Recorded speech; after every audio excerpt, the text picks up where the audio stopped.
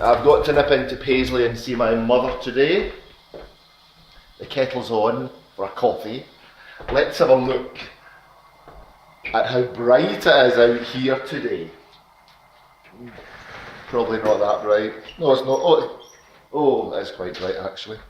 And it looks a beautiful day. Oh, phew, very bright. So I'm going to nip into Paisley. I have to walk down to the train station.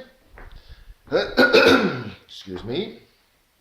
And I'm going to meet my mother in Paisley.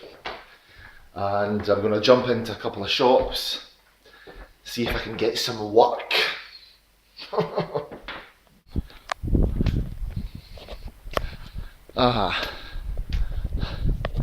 Well, even though it's actually very bright outside, as you can see by the ground, it has been raining.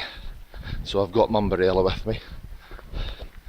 I just wanted to show you, I'll show you this at a later date. But of course, look at that big tower behind me. Can you see it? Ooh. Can you just see it? That the bit that I stay in, unless you already know, was a converted. It was an old mental asylum, a psychiatric hospital, and it was very, very big.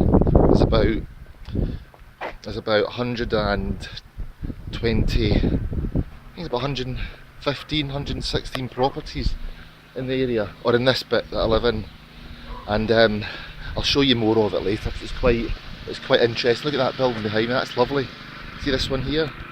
This was like the admin block. This bit here. The sun's shining in my eyes. So this block here was the admin block. Everyone that would come into the hospital came in through. Of course, the tree's behind it, isn't it? Everyone that came into the hospital came through those doors over there. And probably never got out. That's a beautiful building in there. The flats or the apartments in there are absolutely gorgeous. They're really, really nice. And at night time it's all lit up. See these two big bits here? These are called, just over there, the kind of peaks to the building. They're called onion skins, apparently. If they onion skin a roof, and they're all lit up. It's really, really nice. That's a bit better. Yeah, these buildings behind me, these were all new. These were all built. These are all new. These are not the refurbs. And they're actually very nice. It's a mixture of flats and townhouses. But of course that white render or white paint, it's very high maintenance, especially in this weather. So they're out going around repainting selected buildings. It's caused a bit of a stushy, if that's a good word. A stushy. It's caused some problems in the Oval where I stay. That's what it's called, the Oval. A lot of people are not for getting the buildings maintained and looking nice and fresh again. I don't know why, don't ask me. Some people are strange. This is a kind of shortcut to the station I'm taking down here, and this bit behind me, I'll show you all this in a later video. This little road to this little lane, this would have actually been, this was a little kind of road at one point, and it took you down just here to where the laundry for the hospital was. Now it's all very much overgrown. It's all very overgrown. I'll take you in and let you see it sometime when it's a bit drier. It's quite tricky to see. The wee path in. That was where the laundry used to sit in here. So they would do all the laundry, sheets, pillowcases, towels, whatever, uniforms, all in here, all in there. I'll take you in and let you see it when it's drier and I'm not in such a rush. And in fact, until recently, just in behind me there, there was, I think it was about 8 or 9 and possibly more, you know those old-fashioned the big wrought iron or big iron, whatever they are, they're like washing lines. They're impossible to get now because we've got more modern things, and of course they weigh a ton, but until recently they were all lying in there all higgledy-piggledy, all at different levels, because of course they'd sunk and everything. And my mother was actually after one, well, she was after two.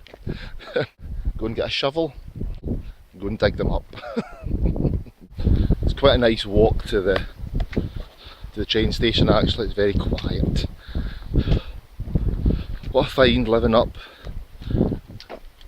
in the Oval up there is that it is very quiet. I could actually use the word ominously quiet. Very peaceful. But sometimes, you know, you would come out your flat door, okay, you can hear birds and that and wildlife down here, but up there you hear nothing. No birds, nothing. Ominously quiet. I was a huge fan of the Resident Evil games, Resident Evil, Lara Croft, Tomb Raider, and they literally took up about 4 years of my life. It was worse than a drug habit. You would get up in the morning, play it, you would ignore the phone, you would ignore the door, people coming to the window. You would just sit there like a zombie playing those games. And I always remember on the Resident Evil one in particular, because it was quite frightening to play. Probably not the game to play in a refurbished mental asylum, but whenever you would go up to one of the mansion house windows and look out as whatever character you were in the game, it would say, "It's quiet outside," and in brackets it would say, "It's ominously quiet."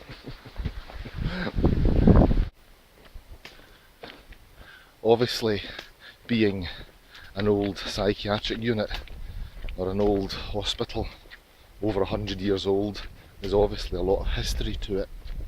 And before I moved in to my flat, which as you remember is a refurb or a refurbishment, I did a wealth of research because I was interested. I was just interested in it. And it was quite fascinating actually. I went into the Mitchell Library in Glasgow. They keep old handwritten hospital records from when the hospital opened up to the day it closed. Obviously there's a what do you call it, like a 50-year or 60-year privacy law thing, so you could only go up to about 1960 or 1970 at a time,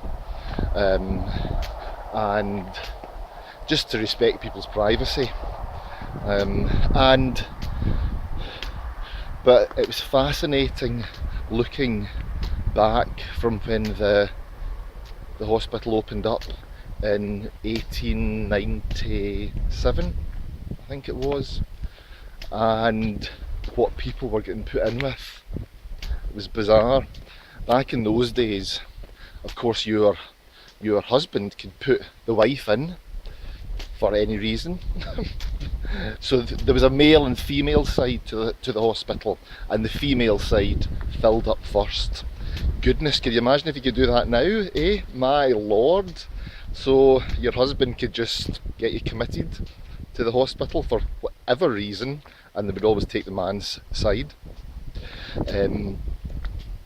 Also, excuse me, if you were found drunk and wandering or lost, and as you can see, of course, the hospital was on a bit of a hill, and it's really surrounded by nothing. There's a tower up there, see the tower?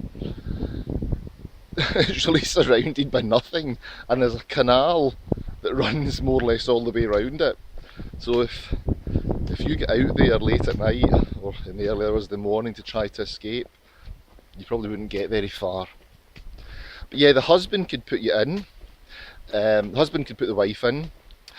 You would be put in if you were found drunk and wandering. If you were caught in any sexual act, you were also put in. And of course, unmarried and pregnant women were the first to go in, or were also went in. And to be honest, once you were in, you were incarcerated. That was it. Your family would disown you, and you really weren't getting out. So that's why I think you had, I think that's why you ended up with a lot of institutionalised, I said that wrong, people. Quite sad. Quite sad.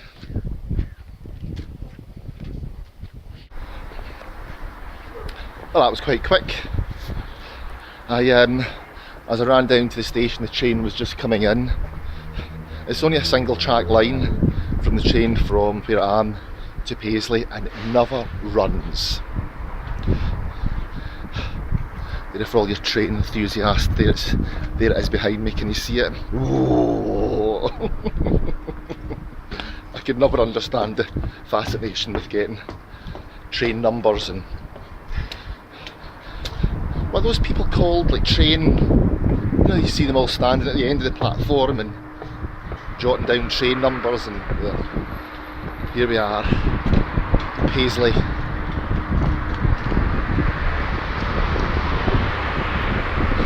Welcome to Paisley.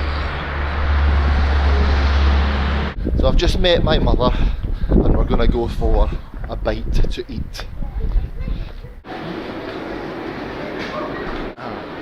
My mother said she'll buy me a bottle of red wine, which always goes down well. So I'm going to get a wee bottle here in Marks and Spencer's. But which one? That's the one.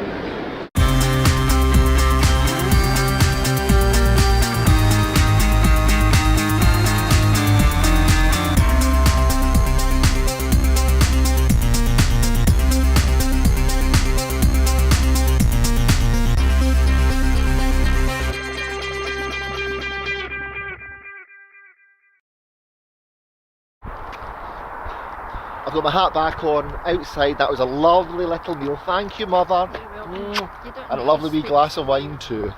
Thank you very much.